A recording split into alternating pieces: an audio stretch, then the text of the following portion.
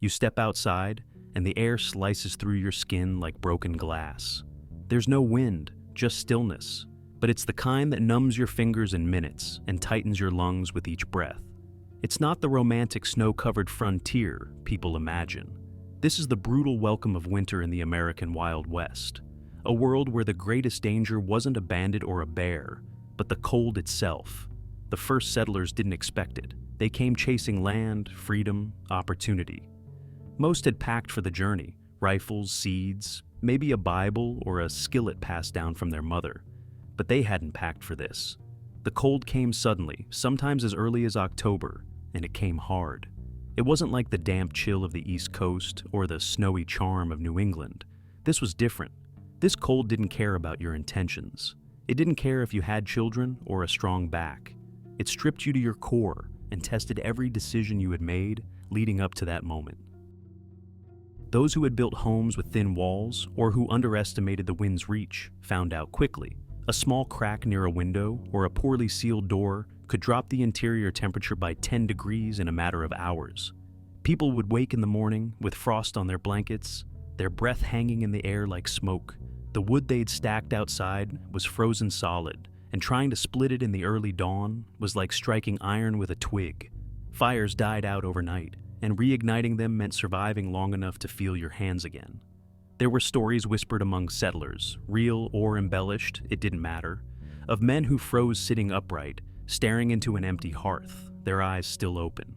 Families who went to sleep huddled together and didn't wake up.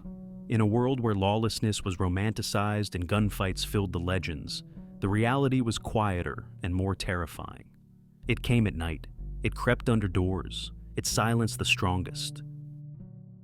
New arrivals would often learn this too late. They'd step off wagons in light coats and leather boots, believing they had endured harsh winters before. But the Great Plains, the high deserts, and the mountainous territories laughed at such confidence. What had been considered cold back east was laughably mild compared to the bone-deep freeze of the frontier. For many, their first real encounter with a western winter became a line they couldn't cross. Some turned around, packed up, and left. Others tried to tough it out, only to find that toughness meant nothing if you lacked insulation, fire, and strategy. There's something uniquely cruel about cold that doesn't announce itself with storms or drama. One moment the ground is dry and hard, the next it's brittle and treacherous. Water barrels freeze overnight. Food spoils from the chill. Leather cracks. Metal becomes too dangerous to touch with bare skin. The horses shiver, the dogs whimper. And through it all, there's the silence. No birds, no insects, just the faint groan of trees contracting under pressure, and the crunch of your own footsteps across a landscape that doesn't want you there. And yet, people stayed. They didn't just survive, they adapted. But in those first hours, those first days, there was only shock. A kind of stunned realization that the enemy wasn't hiding in the woods or lurking in saloons.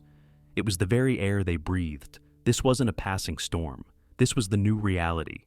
A brutal, silent challenge laid out by the land itself. The West wasn't going to make space for them. They'd have to carve it out with blistered hands and frostbitten resolve. And winter was only just beginning. They thought 4 walls would be enough. A roof overhead, a door that closed, and perhaps a chimney poking out the top. That's what most settlers believed a home would mean: safety from the elements.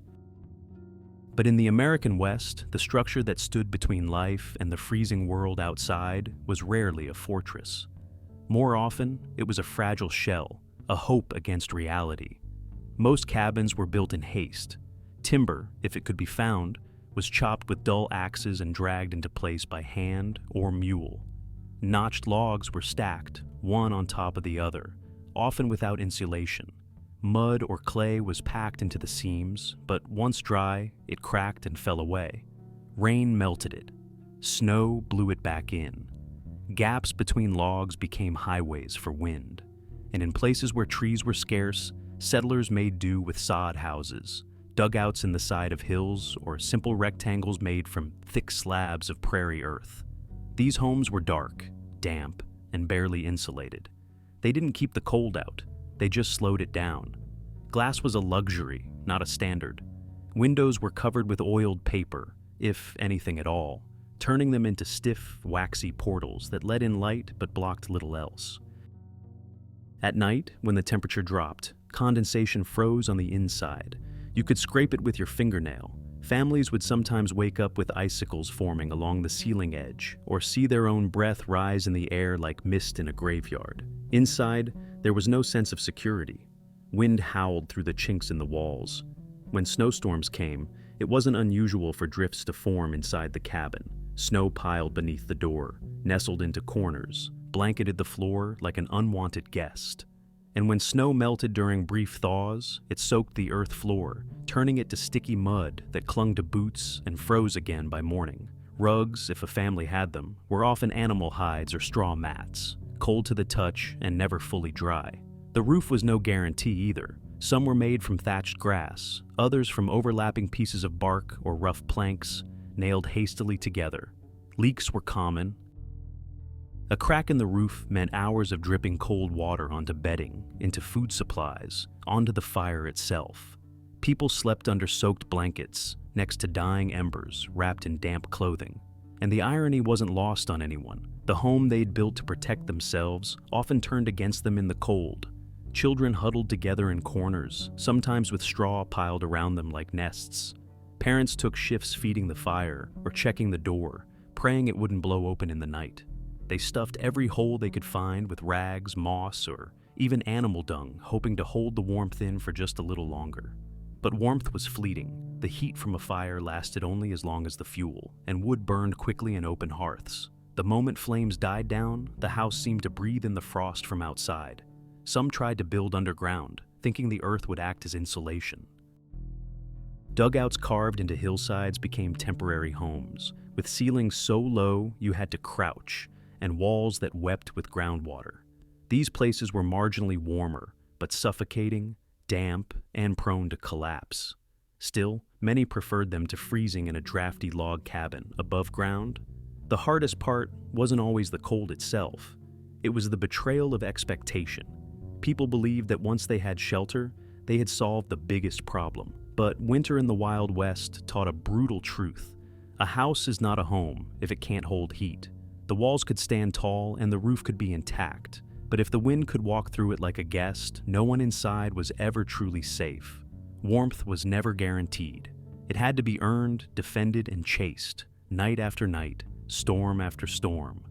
And for many, it was a battle they were destined to lose. The stories always showed tall pine forests and roaring campfires.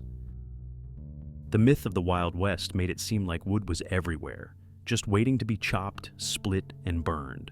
But for many settlers, that fantasy turned to panic the moment they realized the land around them was empty, not just of people, of trees.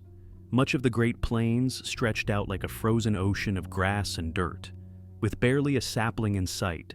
Timber, if it existed at all, had long since been stripped by earlier settlers, railroad builders, or simply never grew there to begin with. On the open prairie, the idea of finding firewood became less about planning and more about survival gambling. You could walk for miles and return with a bundle that wouldn't last the hour. And yet, fire was everything. It was the line between warmth and frostbite, between cooked food and raw grain, between life and the slow collapse into hypothermia. So, people became creative, or rather, desperate. They began burning what they could find, and that list grew strange very quickly. Buffalo chips, sun-dried animal waste, became the gold of the plains. Lightweight, flammable, and surprisingly efficient, they were gathered by the basketful and stacked like firewood near the door. Kids were often sent to collect them, walking wide circles in the snow with burlap sacks, squinting for the distinct, crusted shape against the pale horizon. Sometimes it was buffalo, sometimes it was cow. No one cared. If it burned, it was fuel. Dried grass, when tightly twisted into bundles, could smolder for a while. Sagebrush, tumbleweeds, and brittle roots were yanked from the ground and tossed onto the fire, snapping loudly as they burned out in seconds. Corn cobs, when available, were valuable, and settlers would never throw away a husk or stalk unless it had already been burned to ash. Old clothing, when too ragged to wear or patch again, became kindling. Torn aprons, linen scraps, even socks were tossed into the flames. Sometimes entire wagon wheels, fences, and furniture were dismantled and sacrificed to the hearth. A rocking chair could mean one more night of warmth. The family table might keep the baby from freezing. This constant search turned entire days into scavenger hunts. Children scoured dry creek beds, lifted fallen logs to search for usable bark, or pulled apart abandoned cabins beam by beam. They learned to tell which shrubs popped with heat and which ones smoked and choked the room.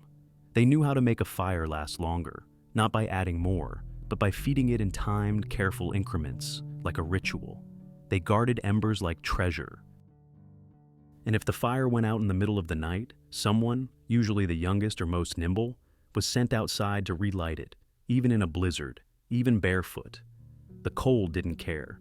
Without fire, the family would wake to frost-covered blankets and water, frozen in cups beside their beds.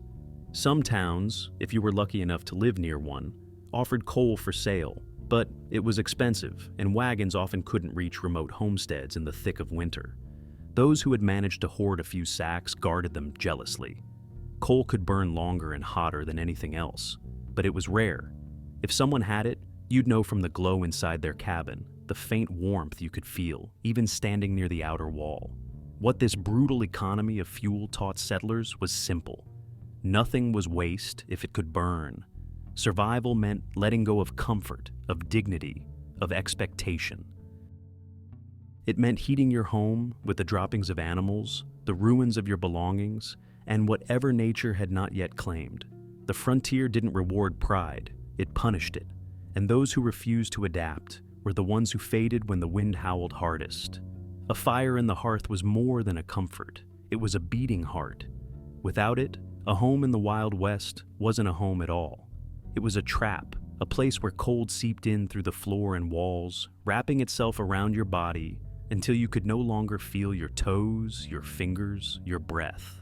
Fire was everything, and the stove that held it was either your greatest ally or your deadliest mistake. Most settlers didn't arrive with cast iron stoves. They were too expensive, too heavy, and too rare to haul across miles of dirt trails and river crossings. What they had instead were rocks, mud, and a vague idea of how to keep a flame alive indoors. So, they built their own. The results ranged from crude but effective to tragic and fatal. Some dug pits into the floor, lining them with stones and covering them with grates or iron sheets scavenged from broken wagons. Others fashioned chimneys from stacked mud bricks, or simply cut a hole in the ceiling and hoped the smoke would find its way out. In many homes, the chimney was a hollowed-out log or a barrel turned upright and lashed into place with animal sinew and wishful thinking. There was no guarantee it would draw properly. Often it didn't. A stove without a draft is just a box that traps smoke. And in the West, smoke meant more than discomfort. It meant danger. Entire families could be poisoned in their sleep by carbon monoxide, never waking to know what suffocated them. Children were found with soot-stained faces, their tiny lungs choked by invisible gas. The smoke didn't always rise. It clung to the rafters, drifted low, crept into bedding.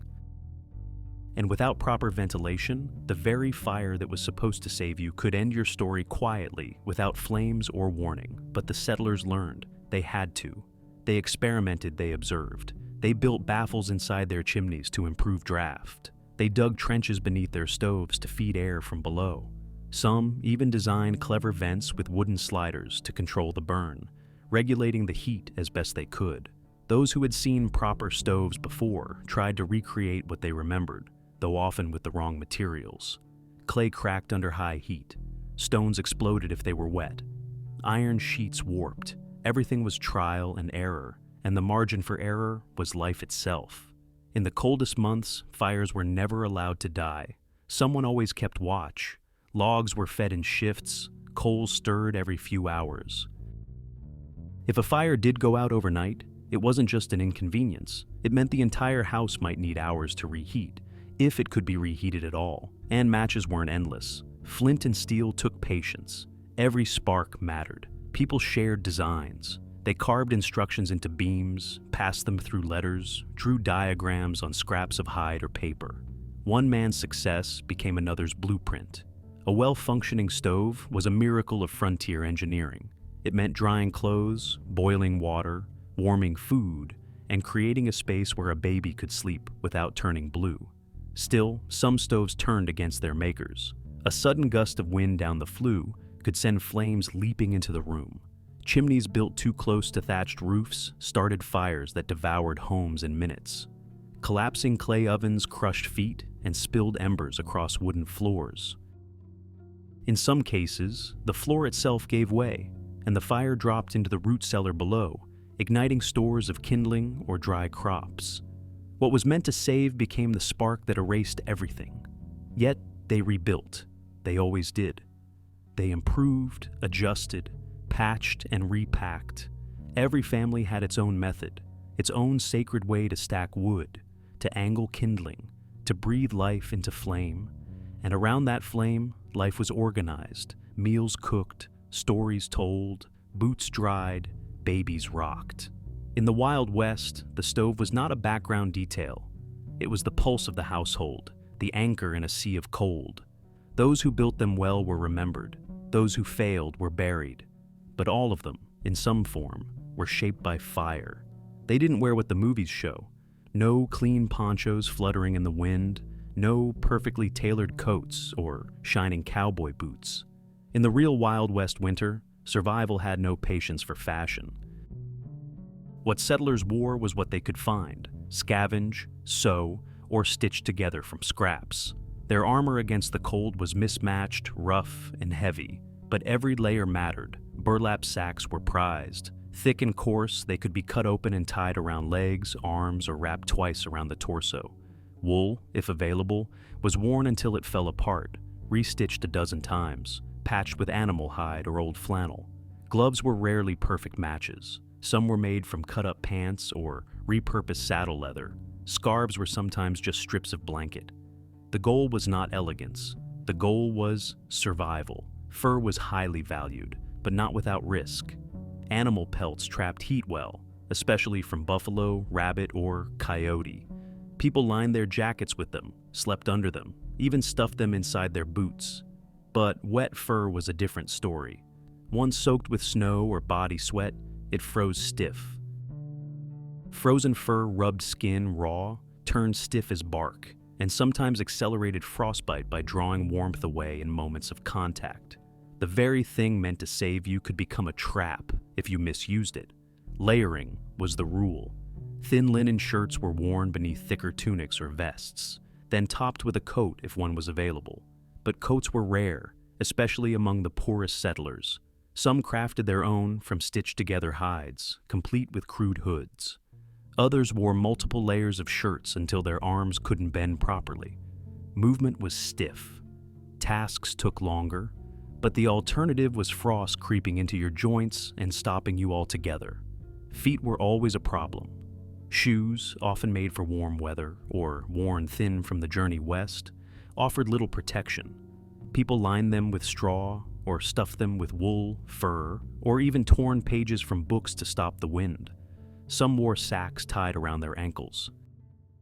Others trudged barefoot through snow for lack of options, wrapping their legs with cloth and praying it held through the morning. And when night came, it was never just about dressing warmly. It was about not dying in your sleep. The fire couldn't last all night without attention, and most families couldn't afford to keep someone awake for hours just to tend the coals. So they prepared in advance.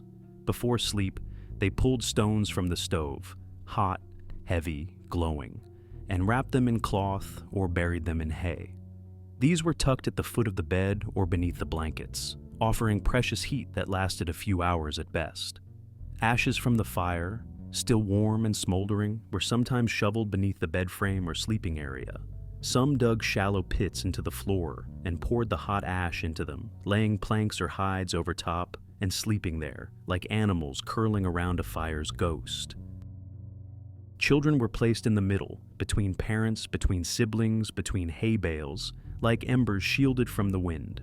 Families clumped together like a single living mass, sharing breath, heat, and fear. There was no modesty, no privacy, just instinct. You slept pressed against whoever was closest. Sometimes even the family dog was pulled into bed. Its warmth counted among the night's blessings. Blankets, when they existed, were layered in 3s or 4s. When they didn't, people used coats, rugs, sacks of flour, or even raw animal hides. In some cabins, hay was piled onto sleepers like snowbanks, trapping what little warmth the body produced. It itched, it smelled, it was hard to breathe beneath it, but it was the difference between waking up or not. Night was the most dangerous time. Cold crept in as the body relaxed. Movement stopped, blood slowed, breathing softened. It was in that stillness that cold claimed the most lives. Not during storms, not while chopping wood or hauling water, but during sleep. Quiet, undramatic, and final. So, every night was a battle, a test of preparation, a reckoning with the limits of the human body. And when morning came and the fire was rekindled, the breath of steam rising from mouths in the dawn was a kind of victory song. Another night survived, another chance to keep going. When warmth was scarce and wood was low, food itself became a form of heat. Not just a source of strength, but a literal internal fire that helped the body resist the grip of winter. Out on the frontier, meals weren't about flavor. They were about fuel, dense, hot, and capable of sustaining someone through hours of freezing labor or nights of shivering sleep. The settlers quickly learned that what you ate and when could determine whether your fingers stayed pink or turned blue by dawn. Warm meals were worth more than gold. A bowl of hot soup wasn't just comforting, it radiated life from the inside out. Stews simmered over smoldering coals, thick with beans, root vegetables, or scraps of dried meat. If nothing else, water was boiled and poured over crumbs, old bread, or grain to make a thin gruel. Anything hot was better than something cold, and anything hot and fatty was a treasure. Lard was prized. It didn't spoil quickly in the cold, and a spoonful in a stew stretched the meal and fueled the body. Dried beans, peas, and cornmeal were common in storage barrels, affordable, non-perishable, and calorie-dense. These staples could be turned into hearty dishes that filled the stomach, warmed the chest, and slowed hunger's return. Leftovers, if they existed, were often reheated for breakfast. Eating cold food in freezing weather meant burning more calories to stay alive than the food could provide. Meat, of course, was ideal, but in winter it was rarely plentiful. Settlers salted or smoked what they had in the fall, hanging slabs in cellars or curing them over coals. A single ham might be stretched for weeks, shaved thin into pots or fried piece by piece on a hot skillet. Bones were boiled until they crumbled, stripped of every scrap, and used to flavor water again and again until there was nothing left. Baking bread was a luxury. Flour had to be rationed, yeast wasn't always available, and fuel was too precious to waste on long baking times. Instead, people made ash cakes, dough patties flattened and cooked directly on heated stones or inside ashes. The outside charred black, the inside barely cooked, but it was food, it was warm, and it gave the illusion of fullness. When fuel ran low, cooking became an act of strategy. Smaller pots retained heat better. Dishes were buried in embers rather than set above flames. Families often cooked once per day, stretching leftovers through the evening. Eating became an event, a marker in the endless cold where all focus turned inward, toward warmth, sustenance, and survival. But when stores ran dry, when barrels scraped empty and cellars echoed, people turned to the only source left, the wild. Winter hunting was unlike any other kind. It required patience, stillness, and the willingness to face exposure for even a slim chance at meat. Most wild game was scarce once the frost set in. Animals burrowed, migrated, or became more cautious. But rabbits, prairie birds, foxes, and the occasional deer still moved, especially near food scraps, water holes, or trap lines. And so, people waited, quietly, desperately. Traps were set at night, when the cold was at its worst and the wind masked human scent. Snares made from wire, gut, or twisted thread were looped across small paths. Box traps, baited with crumbs or fat, were set near known burrows. Some families checked lines before dawn, fingers stiff, eyes blurry from sleep. A single rabbit could mean stew for 2 days. Hunting with rifles was a last resort. Ammunition was limited, and the echo of a gunshot could scare off everything for miles. Still, some ventured into the woods or plains with their rifles tucked beneath coats, scanning the snow for tracks, for motion, for breath in the air. They moved slowly, step, pause, breathe, knowing that any sound might cost them their only shot at food. And hunger changed people. It sharpened their eyes and dulled their fear. It turned farmers into predators, mothers into trappers, children into scavengers. When a prairie chicken appeared in the distance, the family froze, not in awe, but calculation. How far? How fast? Could they take it before it fled? Could they take it and not waste it? Nothing was discarded. The meat was eaten. The bones were boiled. The feathers used for insulation or fletching. Even the blood was sometimes saved, mixed into stews to add density. There was no room for squeamishness, only practicality. Winter on the frontier didn't care about who you were before. It turned every settler into a hunter, every meal into a decision, and every empty plate into a test. And while fire could warm the skin, only food could warm the core. It wasn't just survival. It was the only comfort many families had left. Out there on the road, there was no shelter, just the endless white and a wind that sliced through every stitch of cloth. For cowboys, messengers, traders, and anyone who had to move between towns or across the open range, winter turned the land into a frozen maze of risk. And unlike the romantic tales etched into novels and campfire songs, the reality was silent, brutal, and unforgiving. Riders wrapped themselves in everything they owned: woolen shirts, hide coats, gloves made of rough leather, scarves tied over their faces. Some layered canvas over animal skins, hoping to block the wind. But no matter how many layers they wore, the cold always found its way in, through cuffs, under collars, beneath saddles. It soaked into their bones as they rode for hours, sometimes days, across open plains where not a single tree stood between them and the storm. Horses struggled too. Hooves slipped on ice-crusted trails, and breath steamed in thick clouds from their nostrils. Riders learned to stop often, not just for the animals, but to move their fingers and toes, to stomp the blood back into their limbs, to make sure they were still there. Frostbite didn't announce itself. It crept in quietly, numbing a cheek, a toe, a fingertip, until it was too late. Campfires were hard to build on the road. Wood was scarce, and lighting a fire with frozen fingers and wind blowing from every direction was a battle in itself. Some riders carried wrapped embers from the last night's fire, buried in ash, hoping they'd survive the journey and spark anew. Others carried small pouches of dry moss and kindling, protected inside oilskin bags like sacred objects. Sleep was dangerous. If a rider had to stop overnight, he'd dig a hole in the snow, line it with branches or hides, and crawl inside, sometimes with his horse nearby to block the wind. Sleep came fast, but it came with risk. Many never woke.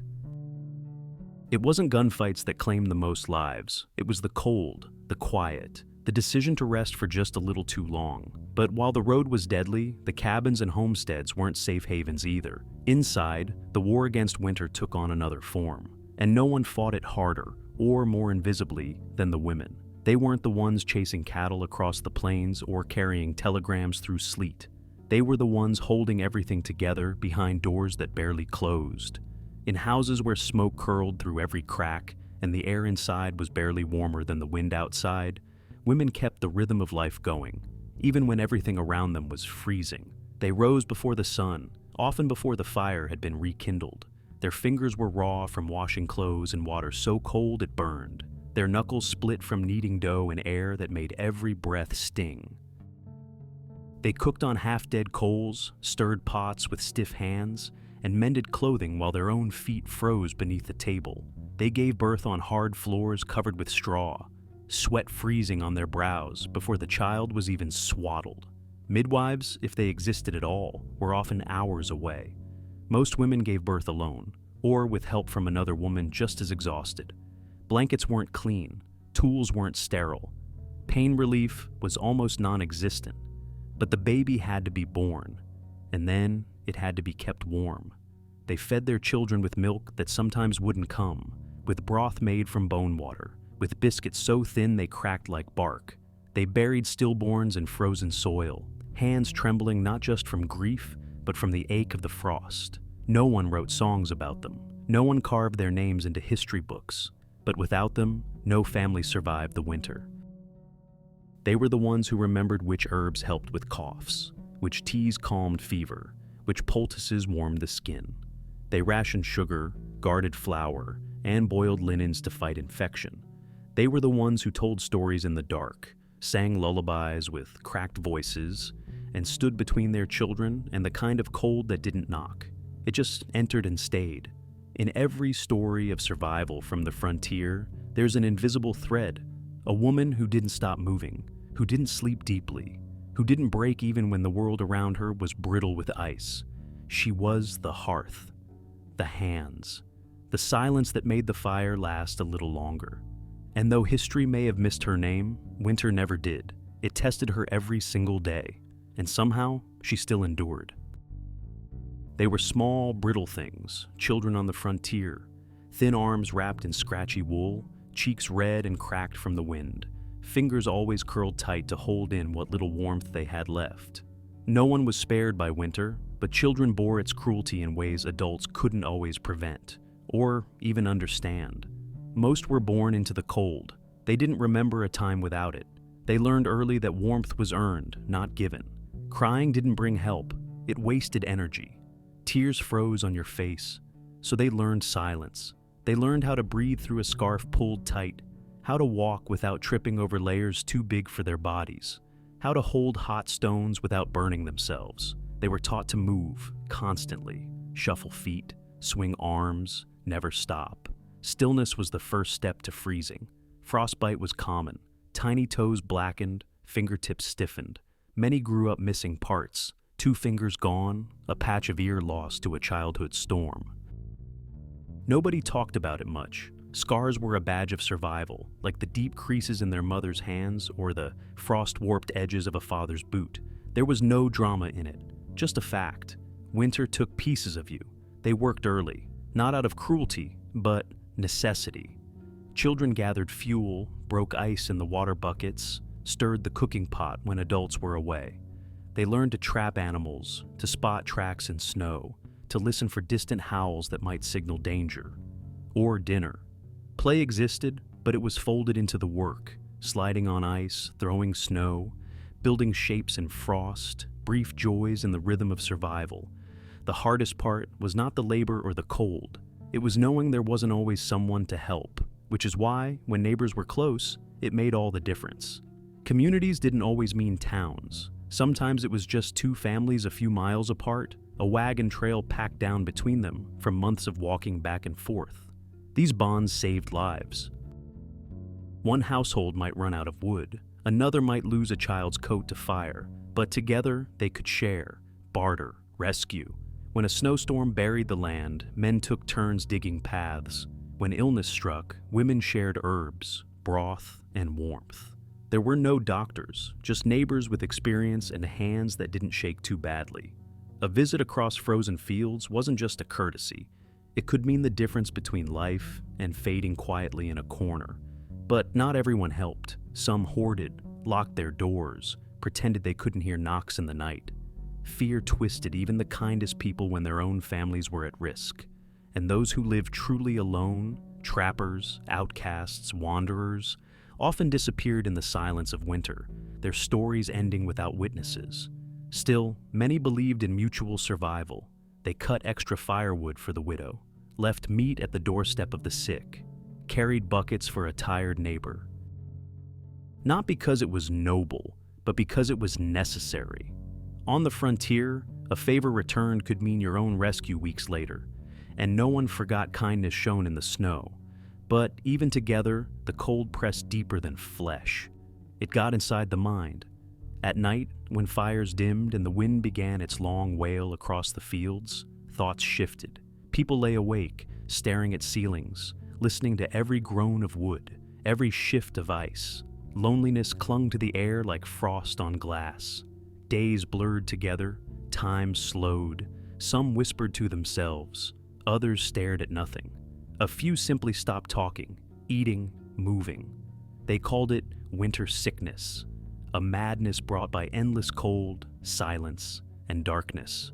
Men who had always been steady began to weep without reason. Mothers screamed in their sleep. Children drew faces in soot and spoke to them. There were stories of people wandering off into the snow. No coat, no boots, no goodbye.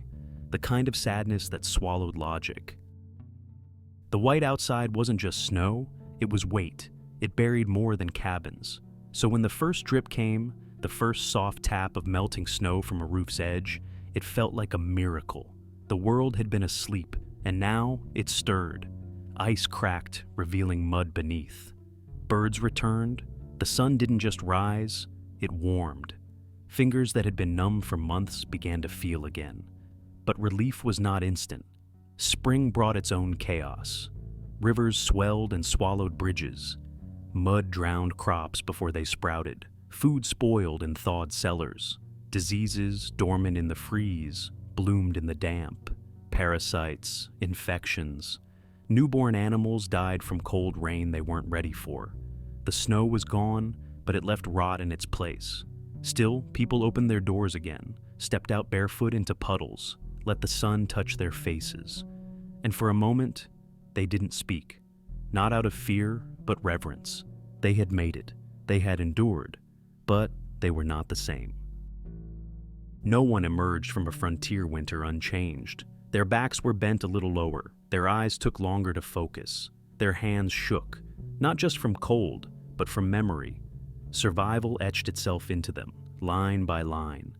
They hadn't beaten the winter. They had outlasted it, and that, on the frontier, was enough.